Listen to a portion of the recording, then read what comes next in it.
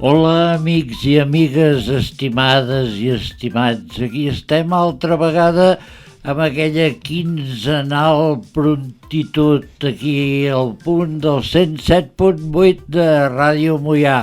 Amb vosaltres, Zones Creatives.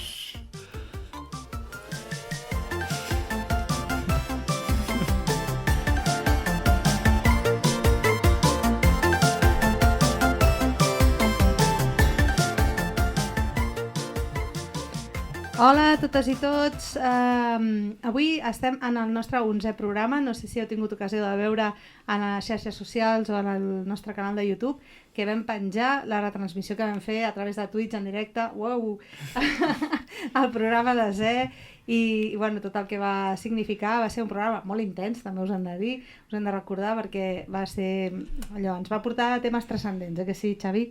Sí, vam arribar a un nivell estratosfèric. Estratosfèric total.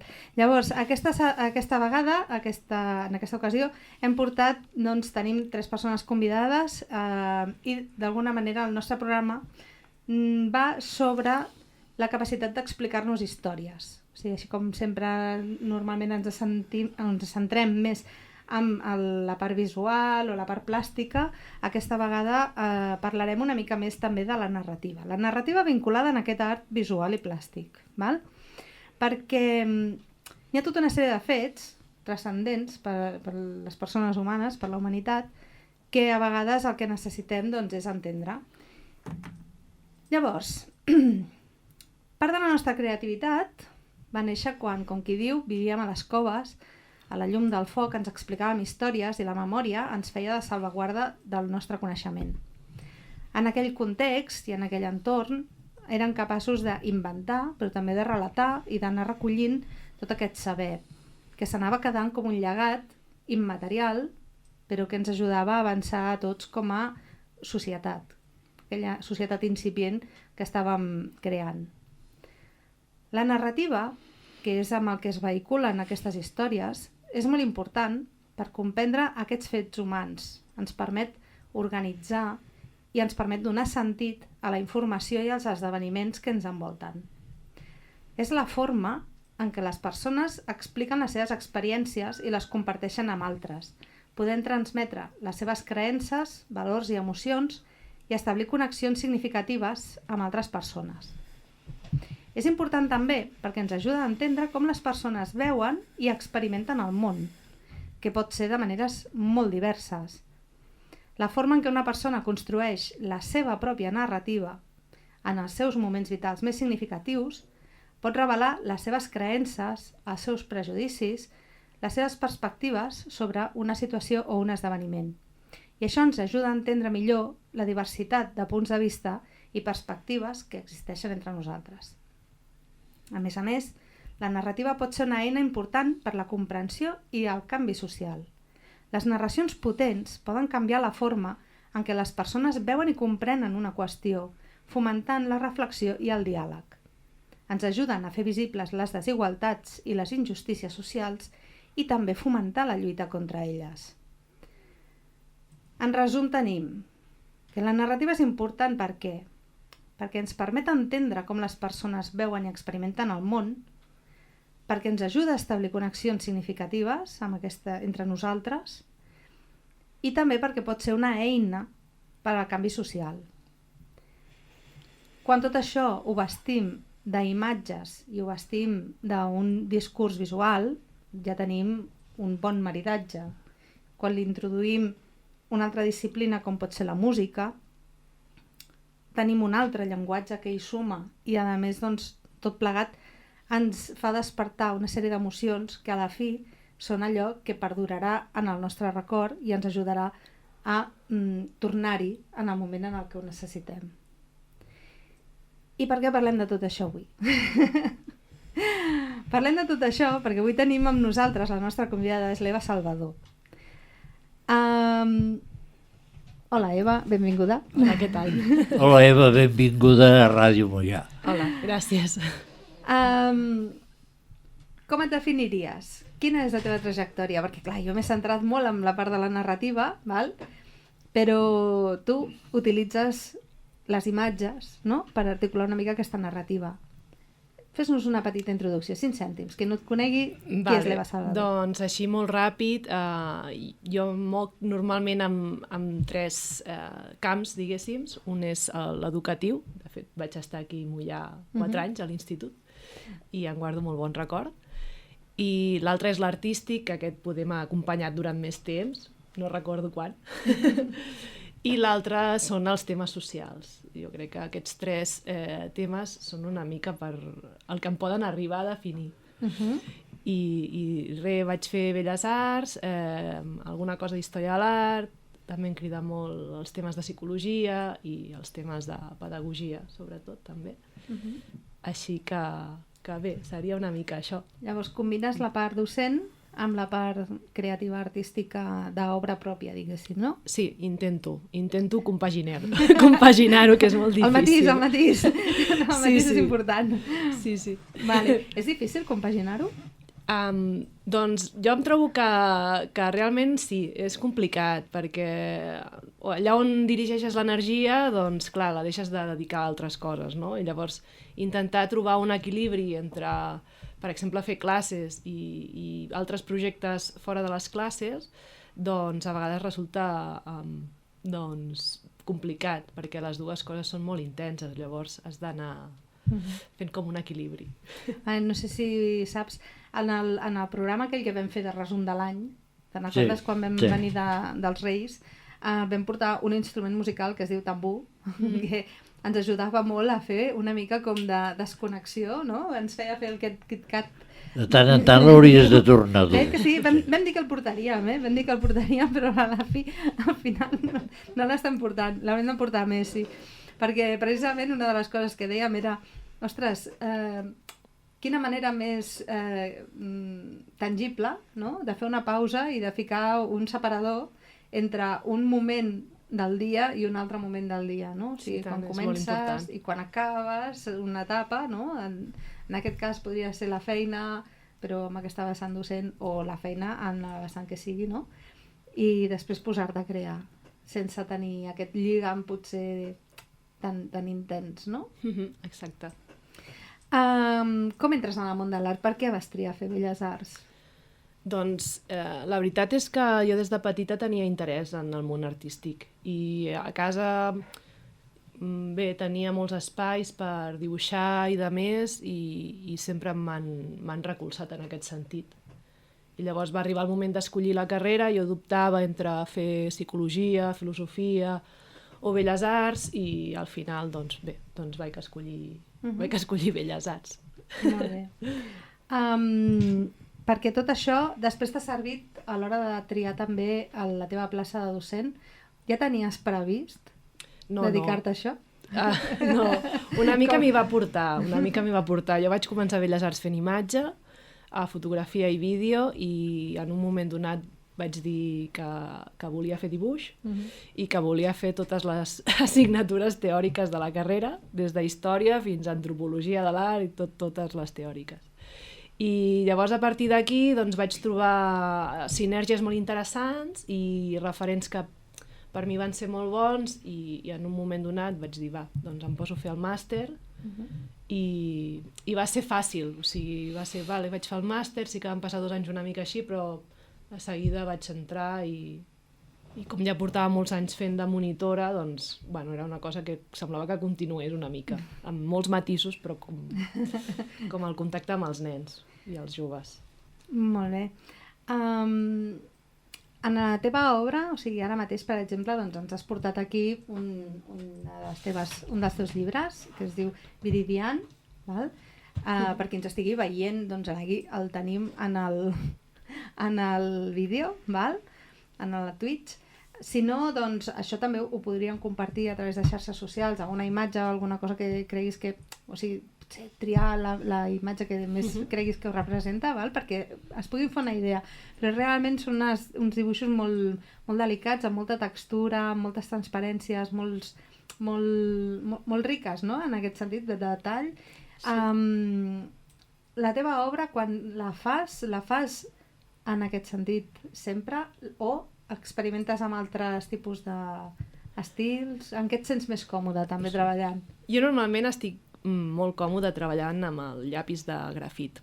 Vull dir, és molt senzill i penso que els resultats són molt agradables, no? Normalment sí que tinc tendència a dibuixar coses molt... Intento que siguin al màxim de realistes perquè m'agrada poder observar i poder plasmar allò que observes, no? I el llapis em dona molta capacitat d'això, no? De fer textures, de fer degradats, de fer traços, de fer línies, de fer... Bueno, no? Com una varietat molt àmplia. Que en aquest sentit seria l'obra aquesta d'orografies, no? Sí. Està feta amb grafit? Sí, els retrats d'orografies estan fets amb grafit. Us els compartirem també a través de l'Instagram perquè ho pugueu veure una miqueta d'això de què parlem. Però realment, o sigui, explica-la tu millor que jo, de què va aquesta... Sí, orografies és un projecte que està relacionat amb la visibilitat de la gent gran. Llavors, és un projecte que té diferents fases. La primera fase és construir un vincle amb la persona gran i llavors és una sèrie de xerrades. La següent fase és... Bueno, aquestes xerrades queden enregistrades amb àudio. La següent fase és fer un retrat de la persona i aquest retrat es converteix en un mapa, no? Perquè el retrat al final s'acaba imprimint en gran format i es col·loca en horitzontal. I una mica aquelles coses que la persona gran ha anat dient en aquestes xerrades són aquells punts que es col·loquen a sobre d'aquest mapa retrat, no? I es busquen objectes personals per significar el que ha dit i una mica això, no? Llavors aquesta imatge amb tots els objectes referents a la seva vida queden enregistrats en una imatge digital on a cada lloc pots entrar i una mica conèixer tant la història que la persona ha explicat, o sigui, la història individual, com la història col·lectiva d'aquell moment en concret. Són gent que tenen entre 90 i 100 anys. Llavors és una mica també aquest treball de memòria històrica. Sí. La narrativa. La narrativa. Llavors l'acompanyament sí que artístic el fan des d'Avinyó, des de Calgràs, i bé, i el projecte ara mateix està duent a terme a Gironella. Molt bé. Aquests temes que toques en la teva obra t'afecten de manera personal molt properament, no? Perquè, clar, o sigui, una miqueta quan estàvem allò buscant una mica, Salvador, què hi ha, no? Podem-te dedicar a escriure contes, diguéssim, i més també, veient aquesta vessant docent i tal que tens, parles sobre temes que són molt importants per la humanitat i també per tu mateixa, no? Temes que et toquen, calla. Sí, jo crec que bé, jo parlo molt per mi en aquest cas, però sí que hi ha d'haver una part de tu en la creació artística, no? Llavors, a mi sempre m'han despertat certa sensibilitat als temes socials o temes que estiguin relacionats amb persones que estan en situacions de certa vulnerabilitat social. De fet, ja m'agradaria fer contes també i estic una mica així pensant en això també, perquè al final els nens i els joves també tenen una situació de certa vulnerabilitat, no? En definitiva. I bé, jo crec que sí que és una mica, doncs, això, una mica el reflex de, ostres, doncs, què em preocupa, amb què penso, no deixar tenir una vessant educativa al final. Perquè jo t'anava a preguntar per aquests projectes que has fet relacionats doncs, amb temes capitals com els refugiats, tot aquest projecte que vas estar fent quan vas estar a Lampedusa. És Lampedusa? Atenes, vaig estar. Vale, Atenes, a Grècia. No preocupis. Doncs això, aquestes vivències, després tu vas i les treballes i les destil·les amb obra. Creus que també és una manera d'això, no? D'enfocar o de fer entendre, o fins i tot d'entendre tu mateixa el per què estan passant aquestes coses, el que això mouen a les persones quan estan vivint aquest tipus de situacions i nosaltres estem una mica com d'espectadors perquè no es pilla lejos, no? Tot plegat, com ho enfoques? Jo crec que és complex, Sí. És que avui tenim un transcendència número 2, Jo crec que a vegades tenim la mirada com posada en diferents llocs per el ritme de vida que portem o els discursos socials que rebem, i de tant en tant doncs, ficar-se una mica com a la cantonada, no? I mirar què hi ha en altres situacions o contextos, doncs ens pot despertar, doncs, ens pot despertar.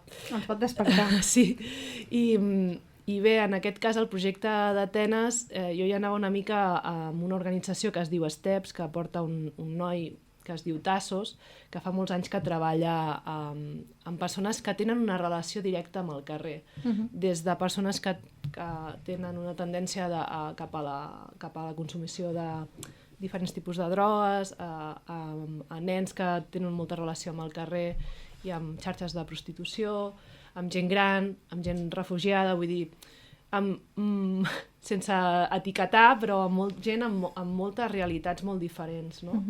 I quan veus aquestes realitats penses, ostres, no? A mi no m'ha costat res viatjar a Atenes, no? Quan una persona ha fet no sé quants quilòmetres per arribar a Atenes i amb una dificultat terrible. Llavors, a mi el primer que em planteja és quins són els meus referents, no? Perquè poder aquesta persona que jo estava dibuixant en aquest moment, perquè el projecte era això, no? Dibuixar la persona, passar una estona amb la persona dibuixant-la, no? I dic, ostres, doncs, igual els referents que podem tenir són aquells que ens desperten, no? No els que ens volen adormits. Exacte. I una mica, doncs, era per aquí, a part de moltes altres coses que passaven, no? Amb 1 hora i mitja que durava el dibuix, no? Però sí, una mica devia per ser aquí. potent. Sí, va ser intens. Sí. Després, quan arribes a l'aula, aquest tipus de projectes els comparteixes amb l'alumnat? Intento compartir-ho, el que passa que sí que és cert que no els hi puc... crec que no els hi puc donar un projecte amb una intensitat de forma directa, sinó que primer he de treballar una mica amb ells, perquè també és... Bueno, doncs aquest alumnat, primer és quin context té, quina realitat té, i quina és la manera més líquida per poder arribar a que entenguin aquesta situació. No d'una manera molt frontal, perquè, ostres, són realitats completament diferents, no? I a vegades d'una manera molt frontal poder el que generen és rebuig en comptes de comprensió. Perquè, clar, és que t'emmiralles, no? I dius, ostres, potser és una realitat que no vull veure perquè a mi em desperta un seguit d'emocions o sentiments que em vull estalviar, que no puc sostenir, no? I una altra cosa, amb el tema de l'aula, creus que tractar aquest tipus de temes a través d'una perspectiva artística pot ser més fàcil que treballar-les? Jo crec que indubtablement. Sí, precisament per això que deies tu, no? De com creem una narrativa, no? I jo crec que és molt més agradable agafar allò, no? Que et desperta, que t'inquieta i portar-ho a les mans, no? És com hi ha un procés d'assimilació, d'integració i després, ostres, no? Poder-ho expressar en mans. Ara vaig a fer-te una pregunta que pots no respondre, A veure. Però tu creus que el sistema educatiu està per aquesta labor de donar espai en aquest tipus d'experiències amb els alumnes i treballar-les des d'aquesta vessant? O si poguessis... anem a positivar la pregunta. De quina manera, si poguessis fer una carta als Reis, t'agradaria Què demanaria, no? que es poguessin abordar aquestes temàtiques? Jo crec que hi ha centres que estan molt ficats en treballar així. Sobretot centres que venen que estan molt a prop de primària, per exemple, que són més flexibles a nivell d'horaris, a nivell d'exigències, no? Que no tenen unes competències bàsiques, una selectivitat després. Però si hagués de demanar, jo demanaria doncs, temps de qualitat, diguéssim, no? De parar, de mirar, d'observar, de crear, de tenir recursos, de poder sortir fora de l'aula, de que coses externes puguin entrar dintre de l'aula, d'enriquir-se una mica en aquest sentit, no? maridar, potser també amb altres tipus d'assignatures, de temàtiques que es treballin. Sí, de fet, el tema del compartiment d'assignatures, com rotllo calaixos, sí, amb aquest tipus de projectes, clar, és que no hi ha un límit entre què és català, què és castellà, o què és llengües, o què és socials, o què és matemàtiques. Vull dir, és que està tot junt. I la vida està tot junt. Sí. És com la vida mateixa. Exacte. Hola, Andreu! Qui soc? Encara i el de la cullerada també. Ens has deixat els dos tan absorts que No, sembla que hi siguem. jo vaig absorbint informació Sí? i hi haurà un moment que algú et diré, Ui, a veure, m'agafaré a la taula. Sí, perquè el que esteu parlant és vital, així, pel país. Jo, per exemple, tinc una neta que té ara entre 9 i 10 anys i va a una escola, té la sort d'anar a una escola que treballen tal com tu insinues. I tenen entre 9 i 10 anys i estan treballant sobre Van Gogh, estan treballant sobre... O sigui, van tocant tota una sèrie de temes, astronomia, i és això que dius tu, és que, clar, tot es comunica una cosa amb l'altra, saps? Sí, jo penso que és una manera maca de treballar i també és una manera que pel professorat és exigent, perquè, clar, tu has d'estar molt present amb el que el nano, no? Amb el que el projecte i l'alumnat et demana, de fet, no? I llavors, clar, la implicació ha de ser molt gran. I això vull dir que és important tenir-ho en compte. I després un altre tema. Tu no creus que a la gent gran se'ls escolta poc? Jo ara que estic fent el projecte aquest d'orografies, crec que la gent gran té molt a dir. I és molt interessant el que diu. Llavors, com anem tan ràpid, en el nostre dia a dia, a vegades no trobem una estona a dir, ostres, doncs vaig a seure amb el meu avi o amb la meva àvia i vaig a escoltar què diu.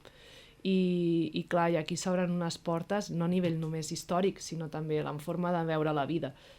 I penso que té un valor, bueno, que és molt important. És que saps què passa? A la gent gran se'ns ha instal·lat com una mena de conformisme de pensar que això no té solució, que em sembla que l'hauríem d'anar revertint. I vosaltres, els joves, sou els que d'una manera o d'altra heu de connectar la gent gran amb la realitat, perquè no sigui tan pessimista, saps? Entens què vull dir? Perquè tu tens aquesta visió que el col·lectiu de gent gran té aquesta visió com més pessimista. Sí. Jo tinc molts amics que s'han instal·lat en un conformisme i algun que està en un procés d'autodestrucció. Plan, qui dia passa any empeny i si no... Sí. I si no passa l'any, no passa res. De perduts al riu, no?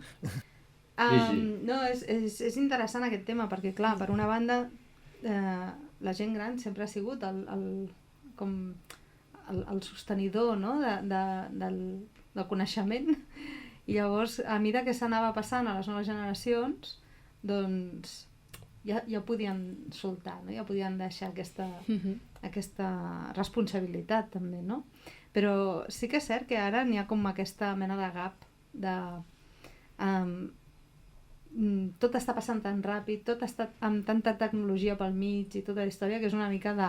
Si tu no en saps, o sigui, acaben amb el... Si tu no en saps, i això acaben creient, no? I potser aquí la gràcia també seria, doncs, buscar aquestes formes, no? Potser connectant nens i grans, buscant noves complicitats, no? Sí. Perquè a la fi els nens pugen, els joves, no? O sigui, és una generació que puja amb molt de coneixement de moltes coses, moltíssim accés a molta informació, però que li falta tota aquesta experiència de vida, no? De fet, aquest matí estava escoltant una entrevista que li havien fet al Pepe Mujica, l'expresident d'Uruguai, i parlava una mica d'això, no? Ostres, jo vaig a qualsevol lloc i veig els joves, no com joves i no tan joves, enganxats a la pantalla, no? I llavors el fet d'aixecar com la mirada i mirar l'altra persona i ser conscient del temps que implica això, doncs és gairebé com un acte super reivindicatiu, no? Un acte radical. I llavors jo penso que és molt que és molt important.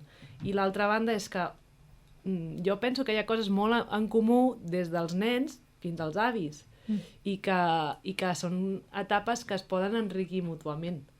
Igual d'aquesta manera, poder els avis tindrien una visió més positiva refrescada. Sí, i els nanos també se sentirien molt acompanyats, no? Vull dir que seria algo com una mica que s'alimentés. Un win-win, no? Perquè si no ho diem en anglès és com que ja no val. Un guanya-guanya, ja Un guanya-guanya.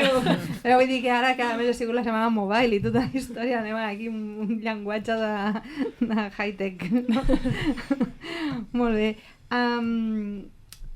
T'he de preguntar per una de les teves obres, que és una de les últimes que has fet, potser, d'acompanyament a una situació de dol. Sí, a un final de vida. A un final de vida. Endavant. Bé, de fet és el llibre Viridian. En aquest cas parla de l'acompanyament a final de vida doncs, del meu pare i el llibre doncs, parla de les diferents etapes d'aquest procés. I bé, hi vam començar jo i el meu pare a dir, vale, doncs, ens queda aquest temps, anem a viure. Bueno, no? Anem-lo a aprofitar, no? Perquè a vegades tenim aquesta visió de, bueno, que rebem una notícia que no ens agrada, que costa molt d'acceptar, però encara queda vida i per tant doncs l'hem d'aprofitar, no? Total, que jo i el meu pare vam pactar de fer sortides, excursions, i allà on anàvem hi havia tortugues, que és l'element que surt al llibre. De fet, el llibre és el viatge d'una tortuga, de 2 tortugues. I en algun capítol hi ha més d'una, però bé. Principalment és això, no? I ens trobàvem tortugues com a tot arreu. I llavors va ser com un joc. Què està passant, no? Com un joc. I hi havia un moment que jo les dibuixava i les pintava i era una mica com aquesta relació que es va crear amb les tortugues. I bé, quan va marxar doncs jo vaig continuar dibuixant, però no tenia present que això acabés sent un llibre. I bé, doncs aquí està. I a partir del llibre, amb 3 amics que per mi són increïbles, que de fet la Míriam treballa aquí a la residència de Moià, la Míriam Gálvez, la Rosa Covacho, que treballa al TAI a Manresa, i el Ramon Rovira, que està jubilat però encara fa 1000 coses, perquè tots 3 són molt enèrgics i molt vitals. Doncs el que hem fet és crear una sèrie de xerrades que parlen de l'acompanyament a final de vida. Des de cada capítol es parla, per exemple, no? Del vincle que hi ha entre el cuidador i la persona malalta, del respecte que se li ha de tenir en les seves decisions, amb la seva relació amb la malaltia, fins a tot el tema dels documents d'últimes voluntats, el tema de decidir, el tema de mirar, sobretot, de crear aquesta mirada prohumana, no? Cap al que és la medicina, no? Que precisament això tècnicament està molt desenvolupada, tecnològicament és una meravella, però no ens oblidem d'aquesta part humana, no? Perquè acabem parlant de lo mateix, no? De mirar l'altre i de dir, vale, doncs poder no fa falta saber quin tipus de X és, no? Sinó és com jo puc arribar a entendre el teu dolor, si més no el puc acompanyar des d'aquesta perspectiva, anem-lo a no? Crear com aquest vincle que impliqui el màxim de benestar per la persona, no? I una mica el llibre és això i les xerrades van per aquí, des d'ells que són experts, òbviament, de la matèria. Molt bé, molt bé. Anem a parlar de futur, val? Tu, des de la teva vessant artística, ara on estàs vivint? Ara estic a Manresa, situada a Manresa. Estàs situada a Manresa i vens cada dia a Moianès? No, ara estic treballant a Manresa. Estàs treballant a Manresa, vale. Sí, però vinc sovint, perquè tinc amics, tinc bons amics i amigues. Sovint, coneixes l'ecosistema, no? Vale. Si poguessis també fer-nos allò, 2 pinzellades de com veus aquí, en el Moianès, i, bueno, Catalunya central, va. Com veus la situació de la cultura de l'art, d'aquest caldo de cultiu així artístic creatiu per aquí? Què tal? Jo crec que hi ha iniciatives molt bones, bueno, per exemple aquesta, no? És bona. Informació de servei. I hi ha gent que està molt vinculada, que treballa també, de fet, aquí a la zona, no? Vull dir que també hi ha pintores que són magnífiques i gent que té molt interès. I llavors, això, si està viu, crec que donarà com obrirà moltes portes a que es puguin crear nous projectes. I bé, i també hi ha moviments que aposten molt per les arts escèniques, per exemple, des de Calgràs, que jo tinc molt vincle i formo part, de Calgràs, la residència d'artistes d'Avinyó, doncs penso que estan superactius i treballen moltíssim, no? Llavors, sí, jo penso que soc positiva en aquest sentit, molt positiva, de dir, ostres, doncs... Aquí hi ha un bon clima, no? Sí, hi ha bon clima i hi ha bona voluntat, i llavors jo penso que sí, que poden sortir coses molt interessants i molt maques. Andreu, hem de portar algú d'arts escèniques. Sí. Vale? O sigui, ja... Ho tenim a la llista, eh? El que passa és que... Arts escèniques i també de Calgràs, que fan de tot. Sí, arts escèniques, arts plàstiques... Bueno, de fet, la Marina hi va estar ara fa uns dies. I, bueno, de música, també, aquest altre tipus de vessants, perquè, bueno, nosaltres ja vam dir que es comprarien cap a casa, i com que estaven aquí al Cercle Artístic impulsant el tema aquest, doncs, clar, sempre se'ns en va més a buscar persones que fan visual i plàstica. Justament intentem sempre sortir de la zona de confort, perquè, clar, amb ell la coneixíem, però, clar, no està tan vinculada com d'altra gent, que això sempre intentem, i així és la forma de gent diferent, doncs, d'anar extenent-nos de la xarxa, o la taca, o com n'hi vulguem dir. Molt bé, voleu afegir alguna coseta, Xavi? No, tan sols que ha estat un plaer de tenir-te aquí. Gràcies a vosaltres. I que hem parlat de temes que donen com per rumiar molt. Sí. Gràcies. Gràcies a vosaltres. Haurem de fer més cosetes. Moltíssimes gràcies per estar aquí acompanyant-nos aquesta tarda. Pots quedar-te a la resta del programa, val? I ficar cullerada. També ara ja, com que ja t'has estrenat, ja fiques cullerada. Aquí repartim medalles i podríem repartir també cullerades. O sigui, culleres. Home, doncs, oita, no em donguis idees, no em donguis idees. Molt bé, doncs passem de secció. I ara passem a la part d'artesania. Tenim aquí a l'Aina. Hola. Hola, Aina. Hola, Aina. Bueno, jo dic Aina, però bueno, és la senyora Pitroig. La Pitroig, sí. Sí, que t'han tingut molt callada. No sé si tens res a comentar. M'ha costat, perquè era tot superinteressant i anava fent que sí amb el cap, però pensava, bueno, no és suficient, però felicitats perquè els projectes són superbonics i la introducció que has fet m'ha agradat moltíssim també. O sigui que sí, ha estat molt bé la introducció. Que gràcies, tu. Marca de la casa ja, Sí, tots l'esperem, la introducció. No, molt xula. Ara ja he generat aquí una expectativa que el meu em costarà de mantenir. Moltes gràcies. Aina, qui ets tu, per qui no et conegui? Perquè la Pitroig, bueno, per qui de Moià segur que sap qui ets, però... Sí, bueno, jo em dic Aina, em vaig posar aquest nom artístic una mica quasi de broma, però bueno, ja vaig penjar cartells o quan presentava peces ja hi posava la Pitroig i ara em passa que hi ha gent que no sap qui soc i soc jo, no? Aquí al poble, que em dic Aina. I jo soc de Barcelona, però ara farà ja 14 anys que visc al Moianès. 14, es diu ràpid, sí, no? Sí, Déu-n'hi-do. Sí. Ja tinc un fill moianès i sí, aquí estic. Sí. I treballo en l'àmbit artístic, sí que he treballat en escoletes d'art, tant a Barcelona com aquí, i a escoles rurals o fent extraescolars d'arts plàstiques també, amb una associació artística que es diu Desperta Espurnes, que ara està parada però durant molts anys era activa, i tinc el meu propi taller i també hi faig classes. Molt bé. El teu camp d'expertesa, diguéssim, és tot el món de la ceràmica. Sí, Sí, el que passa és que com que sempre també he tocat sobretot classes d'extraescolars, d'arts plàstiques amb nenes i nens des de...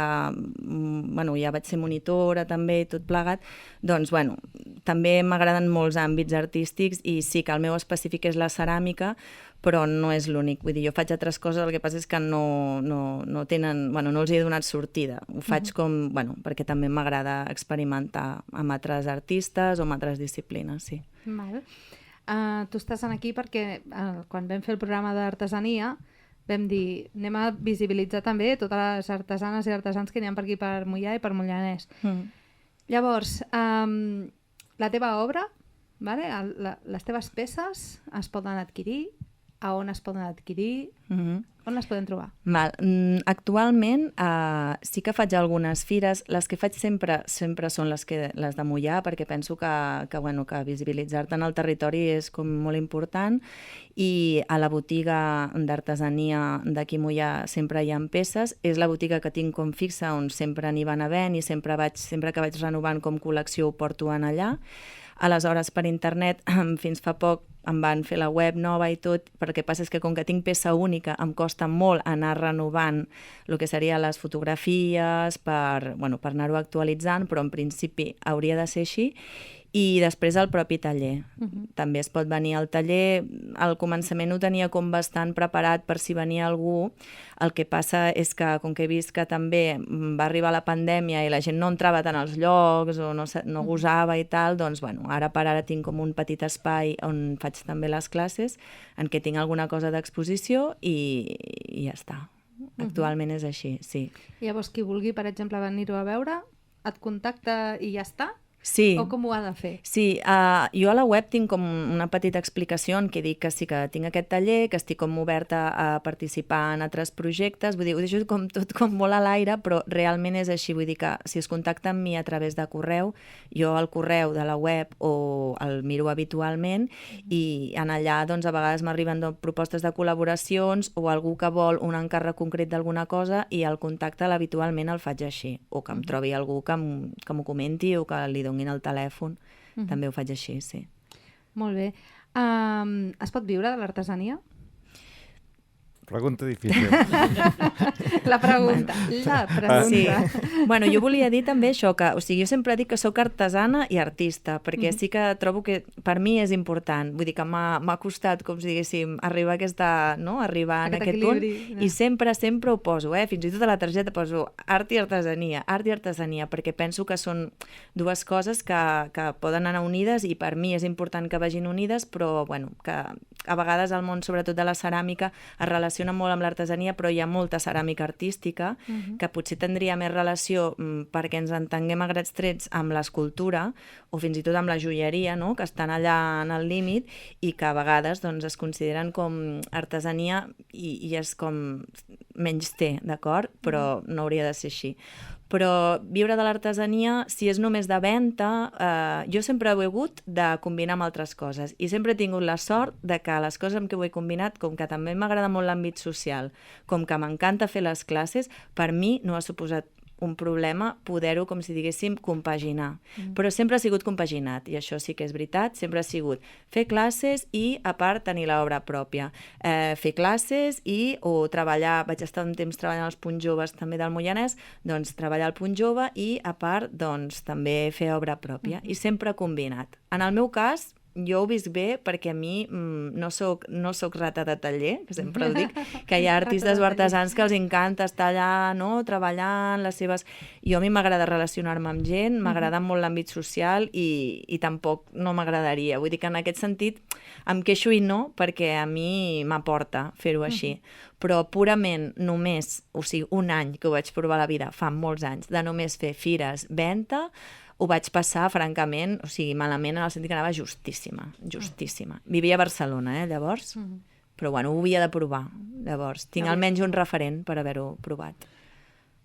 Escolta, aquell alumne que tenies dels avets, Sí, l'Agustí. L'Agustí. Em sembla que ja no pot venir amb tu a classe. No, perquè l'Agustí, bueno, per si no el coneixeu, és una persona d'aquí al poble que viu a la comunitat dels Avets fa molts anys i ell, clar, actualment té, doncs, de fet, té la mateixa edat que el meu pare, té 73 anys i aleshores, doncs, bueno, a poc ha anat envellint i pel tema també de la discapacitat física i per altres, bueno, problemes que ha tingut com de mobilitat, doncs ja costava molt el tema de fer força per fer les classes de ceràmica i bueno, a poc ho hem anat espaiant, però ara finalment l'Agustí s'està recuperant perquè també ha anat entrant i sortint de l'hospital i ara per ara ens veiem, però ens veiem com amics, no com a parella artística. I allà als Avets no hi ha ningú més que es pogués beneficiar dels teus coneixements?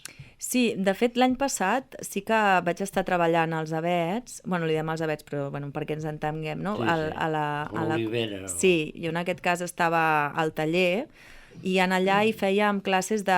Bueno, vaig presentar un projecte, ells em van dir tenim unes hores en què podríem fer alguna cosa i jo crec que van ser valents, van trucar-me perquè sabien que jo feia classes amb l'Agustí feia molts anys i que a mi m'interessava molt fer les classes amb l'Agustí, m'ho passava molt bé i tal, i aleshores vaig presentar com una mena de projecte com de cultura artística perquè, bueno, en l'àmbit de la discapacitat a vegades com que donava la sensació no de com el poc criteri, no bueno, doncs anem a fer una miqueta dibuixar, una miqueta sense, o sigui, fent el que es pugui, o sigui, incentivant-ho tant com es pugui, però en l'àmbit artístic jo creia que faltava doncs, una mica de cultura artística, no? I aleshores fèiem tallers setmanals i participaven 8 persones de la comunitat, que alguns també venen a fer classes de pintura després amb altra gent i això, i fèiem una mica de cultura artística i fèiem doncs un autor, parlàvem d'aquest autor, parlaven d'una mica la biografia d'aquest autor perquè s'entengués que a vegades doncs, la biografia de la persona té molt a veure amb com crea, des d'on crea, el criteri de si una cosa t'agrada o no t'agrada, no? Perquè jo vaig estudiar filosofia, a mi m'agradava molt també el camp de l'estètica i també m'interessa molt, no? Igual que amb els nens, doncs clar, és com, no, a mi m'explicaràs tot el que tu vulguis, no? De que feia 10 anys que estava estudiant dibuix, però a mi això no m'agrada, no? Doncs per què t'agrada, per què no t'agrada, què et desperta, no? I fèiem això i llavors fèiem una obra també relacionada amb l'artista. I va ser durant un any i va ser superinteressant, però aquest any, bueno, per organització no ha pogut ser. Però jo ho trobo molt a faltar, perquè m'agradava molt, la veritat és que sí, m'agrada molt treballar. Reconec que ho trobis a faltar. Sí. Allà al cercle ve el Jordi i la Mariona a pintar i és molt gratificant. Sí. És una altra manera de connectar la societat. Sí, no? A través en aquest cas, doncs, de la creativitat, de l'art i de...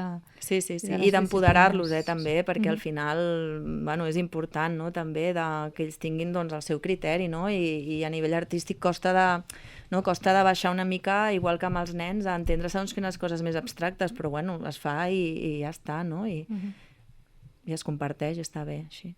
Amb aquesta naturalitat. Sí. O sigui, clar, així s'ha de fer, sí, jo penso que sí. És allò, rotllo impostat i tal, i grandiloquent i a vegades no fa falta, no? No. Molt bé, Aina, escolta'm, doncs moltíssimes gràcies. No sé si l'Andreu té alguna cosa també a afegir o... Sí? Què? No, aquí hem tocat molts temes. Tenim el vistiplau de l'Andreu. Sí, no, és que el que és el programa d'avui, el que dèiem, està sent igual o més potent que l'últim. Déu-n'hi-do. Que si continuem així, no sé on anirem espategant. Estem d'acord. És que l'art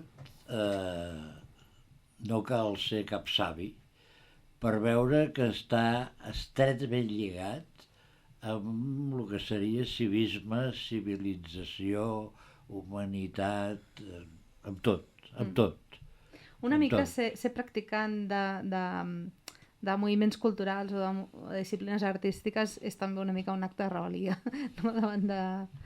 davant de tot el panorama que tenim aquí muntat. Sí. No acabaríem mai. No acabaríem mai. Però hem d'acabar. Llavors, passem de secció. Andreu. Molt bé, doncs llavors passem al racó Sketcher. Al racó Sketcher tenim avui una persona convidada El Josep Maria Oliver, de professió arquitecte, ara ja jubilat, no? No espera, que no em sent. Anem. Hola. Hola, Josep Maria. Què tal? Què tal? Bon dia. Bona tarda. Bona tarda. Dèiem que ets arquitecte, val? De professió, Sí, i estàs ara mateix jubilat, sí. i des de fa 5 anys o 6 ja ets un sketcher de pro, no? Sí, de fet, no sé, ja portem molts anys aquí amb el cercle artístic. Jo calculant-ho una mica així per sobre, si ja aquest any passat vam fer la 50 dibuixada Sí. i fèiem un promig d'un poble per mes, doncs vindran a ser uns 4 anys, entre 4 i 5 anys. També va haver-hi la pandèmia, que això ens va frenar una mica, no? Sí. Però Una mica 4 del anys... tot. Sí, Bueno, sí. és que portàvem un carrerón que... Clar.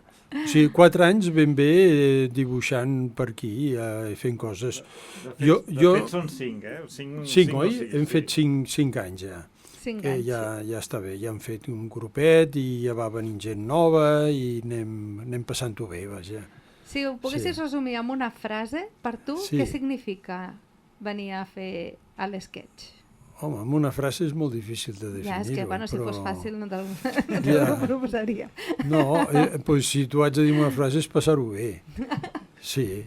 És Una gaudir... frase ja més curta, Sí. Clar, gaudir d'un matí, sobretot si fa bon temps, perquè també hem de passar a vegades inclemències difícils de fred i de lo que sigui, i l'altre diumenge vam tenir que anul·lar-ne una per la nevada i tot plegat. Sí. Però a vegades hem passat fred, sí, però bueno, és qüestió d'anar abrigat, amb guants o el que sigui. Quin és i poder dibuixar. el moment així més extrem que recordes, havent de dibuixar a la intempèrie? El moment així que dius, això me'n recordaré tota la vida? Perquè, clar, tu has dibuixat amb el nostre grup, però també dibuixes per via lliure, diguéssim. Bueno, no? lliure, aviam, jo soc amateur, ara amb el dibuix soc completament amateur, vull dir que... Diu que és amateur, però Sí. no sé si heu vist alguna vegada algun dibuix d'ell. No, bueno, m'agrada dibuixar, però sóc amateur, és a dir, jo tinc altres hobbies i llavors dibuixo quan em ve de gust i quan pots, però també és veritat que a vegades a casa és difícil de posar-te a dibuixar, perquè estàs fent altres coses i et fa mandra o fas altres coses. L'ideal és poder anar amb una classe de dibuix que llavors t'obligues a dibuixar. I en el cas dels sketchers és el mateix. Tens una cita on tens que anar-hi i dibuixes. I això va bé també perquè d'aquesta manera practiques el dibuix, perquè si no, no ho faries. I dibuixar de tant en tant va bé perquè fas anar la mà i veus les proporcions, bueno, vas practicant. Jo que també hi vaig amb els sketchers. Sí, no em diguis. Ara sí que m'has matat. I tu, Montse, hi vas? Jo tampoc, mai.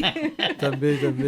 He pogut veure que els arquitectes juguen amb avantatge. Els arquitectes sí, perquè, clar, nosaltres ens anem als pobles i tal, ens plantem allà en una plaça, en un racó super significatiu, xulo o estrany, i llavors, doncs, clar, comencem a dibuixar.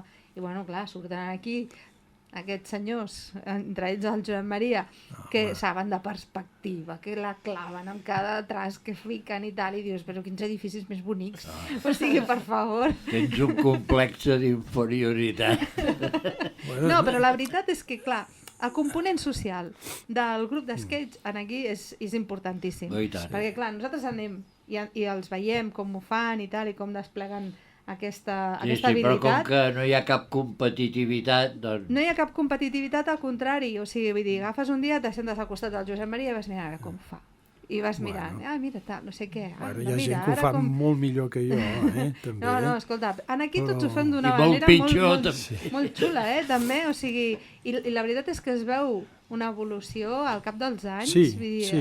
La pràctica dona els seus fruits, O sigui, perquè jo vosaltres us vull també veure, cal dir-ho No? que amb la meva professió sempre hem tingut el llapis a la mà, perquè quan t'has d'expressar, quasi sempre t'expresses amb un dibuix o has de fer un croquis, has de fer alguna cosa. És a dir, el llapis ha sigut una eina de treball constant.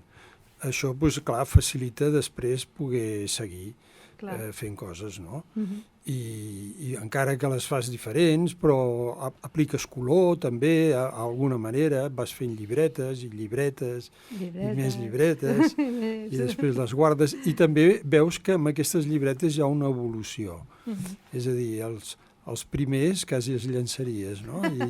I després dius, home, aquests ja van quedant una miqueta més bé, més dignes. Bueno, però és que és el que dèiem, no? O sigui, anar avançant, no aturar-te de fer les coses i anar avançant, perquè d'aquesta manera després quan has passat unes quantes etapes, doncs pots dir que més o menys ara ja saps a què va. Sí. No? D'alguna manera ja estàs una mica situat. Jo sempre, és que ho comparo molt amb com quan hem començat a fer ràdio, saps? Que era com rotllo de, ostres, quina pressió, quin tal, i no sé què, no? I llavors, de repent, doncs dius, mira, ja portem 10 programes. 11. Ara hi ha 11, saps? Però era aquella història de, ostres, i ara ja comencem a saber que quan arribem hem de fer tema de micros, a cada programa aprenem alguna cosa de supervalor, o sigui que és fabulós això. Moltes gràcies, Ramon, que et veig aquí, el coach espiritual de dones creatives. Però tornant amb el tema de l'esquetx, no us hi fixeu allò que dèiem abans de l'art, el que està relacionat amb el civisme, amb l'humanisme, amb les relacions humanes. Això de l'esquetx és la prova fidedigna de que a través de l'art s'estableixen unes relacions humanes.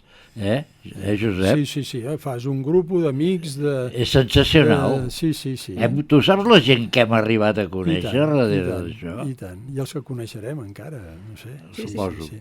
Tenint en compte que això és un moviment que es va fer de llibreta de viatge. Sí. És a dir, jo també practico a vegades, quan vaig a viatge no em deixo mai l'equip d'esquetxer. Ara És ja a dir, es vagis queda... on vagis, sempre m'emporto un recordet o alguna cosa. Però això va ser, el 2007, va ser quan es va crear el moviment d'esquetxers. Així, més en plan global. O sigui, fa 16 anys que existeix això. Això va fer-ho un periodista barceloní, Gabriel Campanario, que allà a Seattle va fer el moviment aquest i a partir d'allà això s'ha extès per tot el món. Algú deu tenir. Sí, clar, i ara pràcticament totes les províncies, ciutats, pobles, sempre hi ha un grupet d'esquetxers. Vull dir que és fàcil veure, o sigui que és una cosa que s'ha anat ampliant. Però és sensacional perquè, per exemple, en Manresa no n'hi ha, Bueno, els de Manresa ja poden pujar aquí també, si volen. O nosaltres baixem allà. Sí. I és el que t'anava a dir. O sigui, a vosaltres dues, jo tots us convidem a que vingueu algun dia a alguna d'aquestes trobades, perquè a més n'hi ha una que fem de manera, doncs, normalment és cap a final de mes, que ens trobem un dissabte o un diumenge per fer una dibuixada, i normalment és de lloc, d'un espai o d'un poble, però els segons divendres de cada mes quedem i fem una mica de figura humana. Val?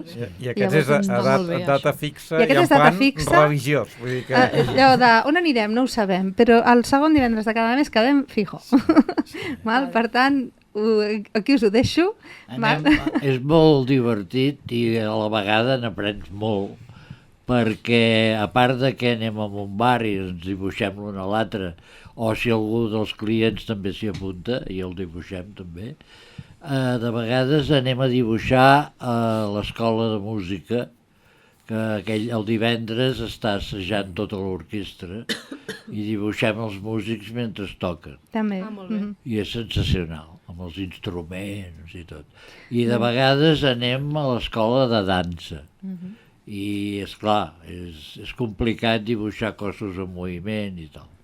Us ho recomano. És més dificultós l'escola de dansa. Sí, la de música, i tant. Però t'has d'imposar-ho i és un repte, però realment això és el que va bé, perquè si tens reptes és quan t'obligues a avançar, no?